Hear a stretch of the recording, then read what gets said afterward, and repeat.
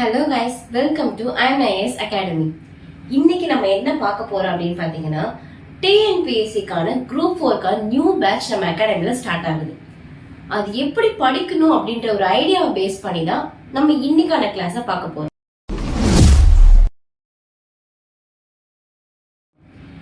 ஏன்னா எந்த ஒரு செயலை செய்யறதுக்கு முன்னாடியுமே ஒரு ஐடியான்றது ஒண்ணு கிளாரிஃபையா வேணும்.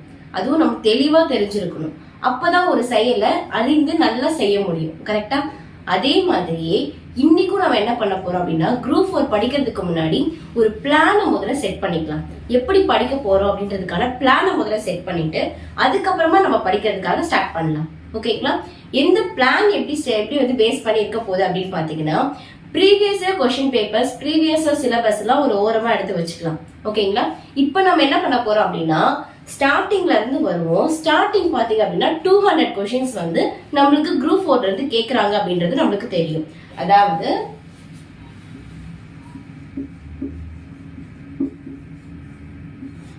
குரூப் 4க்கு 200 கொஸ்டின்ஸ் 300 மார்க்ஸ்க்கு கேக்குறாங்க.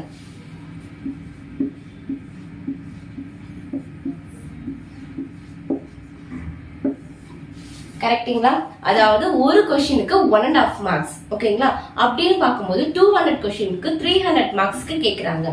இந்த 300 மார்க்ஸ்க்கு நம்ம எழுதுறோம் அப்படின்றப்போ இது எப்படி கொண்டு போகும் அப்படின்னா, ஸ்மார்ட்டா நம்ம ஸ்டடி பண்ண கத்துக்கணும். எப்படின்னா, எல்லாருமே சொல்றதுதான், பட் அதுதான் உண்மையும் கூட.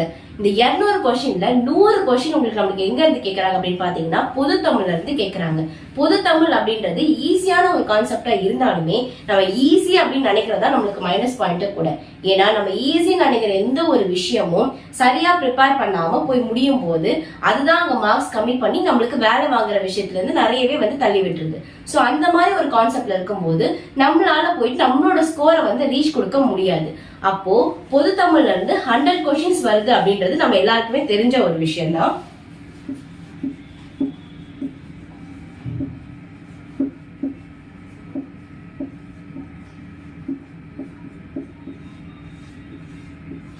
பொது தமிழ்ல இருந்து மட்டுமே பாத்தீங்க அப்படின்னா 100 கொஸ்டின்ஸ் வருது. பொது தமிழ் நல்ல நம்மளால எந்த அளவுக்கு வந்து இதுல இருந்து கேட்டா என்னால ஒரு கேள்வி கூட என்னால சொல்லாம இருக்க முடியாது, ஆன்சர் போடாம இருக்க முடியாது அப்படின்ற அளவுக்கு வந்து பொது தமிழை நல்லா ப்ரிப்பேர் பண்ணணும். ஓல்டு புக்கு, நியூ புக்கு இந்த கான்செப்ட்லாம் எதுவுமே கிடையாது. சிலபஸ் இருக்கிற டாபிக் எங்கெங்கெல்லாம் இருக்கோ எல்லா இடத்துலயுமே, இன்க்ளூடிங் நெட், அவுட் சோர்ஸ் எல்லா இடத்துலயுமே சிலபஸ் வைஸ் டாபிக்கை நம்ம ப்ரிப்பேர் பண்ணி கவர் பண்ணி முடிச்சிடணும். இதுல இருந்து கேட்டா எனக்கு தெரியாத டாபிக்கே கிடையாது, தெரியாத கொஸ்டினே கிடையாது அப்படின்ற அளவுக்கு சிலபஸ் இருக்க எல்லா டாபிக்ஸுமே அவுட் சோர்ஸ், இன்சோர்ஸ் எல்லாமே சேர்த்து நம்ம கவர் பண்ணி முடிச்சிடணும்.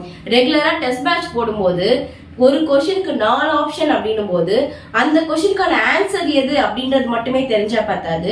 அந்த கொஸ்டினுக்கான ஆன்சரோட பக்கத்துல இருக்க அந்த 3 ஆப்ஷன் இருக்கு இல்லையா, அந்த 3 ஆப்ஷனுக்கான ஆன்சருக்கான கொஸ்டினும் எனக்கு தெரியும் அப்படின்ற அளவுக்கு நம்ம ப்ரிப்பேர் பண்ணிக்கணும். இதுதான் நம்மளோட மெயின் ஃபோக்கஸா நம்ம வச்சுக்கணும். ஓகேங்களா? நெக்ஸ்ட்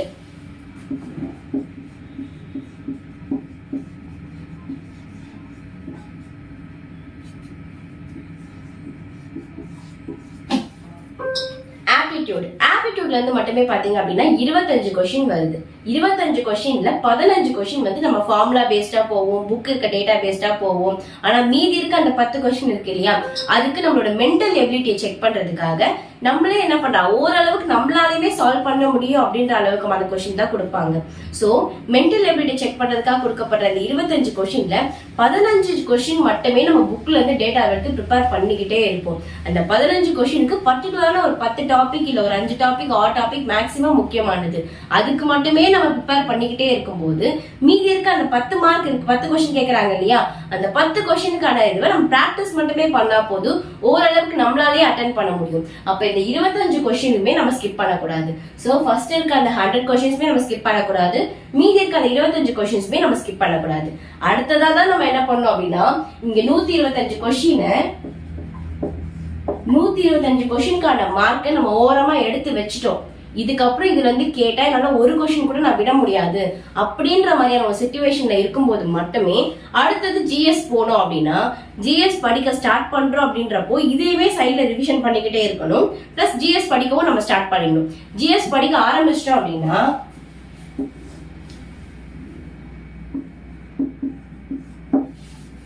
ஜிஎஸ்னு பார்க்கும்போது ஜெனரல் ஸ்டடிஸ் சொல்லுவோம். ஓகேங்களா, பொது அறிவு. பொது அறிவுன்னு பார்க்கும்போது எந்த ஏரியால ஃபர்ஸ்ட் ஃபோக்கஸ் பண்ணணும் அப்படின்னு நீங்க நினைக்கிறீங்க அப்படின்னா, முதல்ல நம்ம ஃபோக்கஸ் பண்ண வேண்டிய ஏரியா எதுனா யூனிட் 8. போன சிலபஸை பார்த்திருப்போம். ஓகேங்களா, சோ யூனிட் 8ல இருந்து மட்டுமே 20 கொஸ்டின் கேக்குறாங்க. எக்கனாமிக்ஸ், பொருளாதாரம்.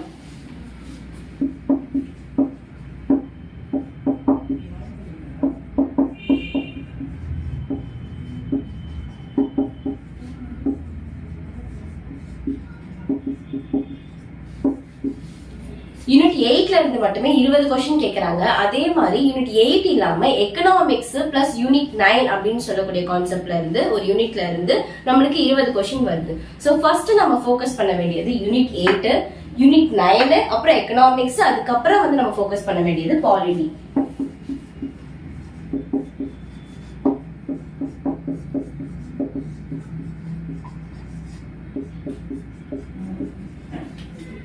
ஹிஸ்டரி அதுக்கப்புறமா நம்ம ஃபோக்கஸ் பண்ண வேண்டியது தான் பாலிட்டிக்கு அப்புறமா ஃபோக்கஸ் பண்ண வேண்டியது ஹிஸ்டரி அண்ட் ஐஎன்எம். இதுக்கெல்லாம் முடிச்சிட்டோம், இது எல்லாமே தரவா இருக்குன்ற பட்சத்துல இதுக்கப்புறமா நம்ம பார்க்க வேண்டியதுதான் ஜியோகிராஃபி அண்ட் சயின்ஸ். ஜியோகிராஃபி சயின்ஸை மட்டுமே எப்பயும் லாஸ்டா வச்சுக்கோங்க. இதை பேஸ் பண்ணி படிச்சோம் அப்படின்னா கண்டிப்பா இந்த சின்ன பீரியட், அதாவது இந்த ஷார்ட் பீரியட்ல 6 மந்த்துக்குள்ள என்ன 4 மந்த்லயே நம்ம நல்லபடியா படிச்சு டெஸ்ட் பேட்ச் போட்டு நல்லபடியாவே ரிப்பீட்டடா டெஸ்ட் எழுதிட்டே இருந்தோம் அப்படின்னா கண்டிப்பா இந்த குரூப் 4 எக்ஸாம் நம்ம கிராக் பண்ண முடியும். இந்த மாதிரி ஸ்மார்ட் ஸ்டடி பண்ணி படிங்க. நம்மளோட அகாடமி நெக்ஸ்ட் வீக்ல இருந்து ஒரு பேட்ச் ஸ்டார்ட் ஆகுது. ஜாயின் பண்றோம்னு நினைக்கிறவங்க இங்க கீழே இருக்க நம்பருக்கு கால் பண்ணி ரெஜிஸ்டர் பண்ணிக்கோங்க. தேங்க்யூ.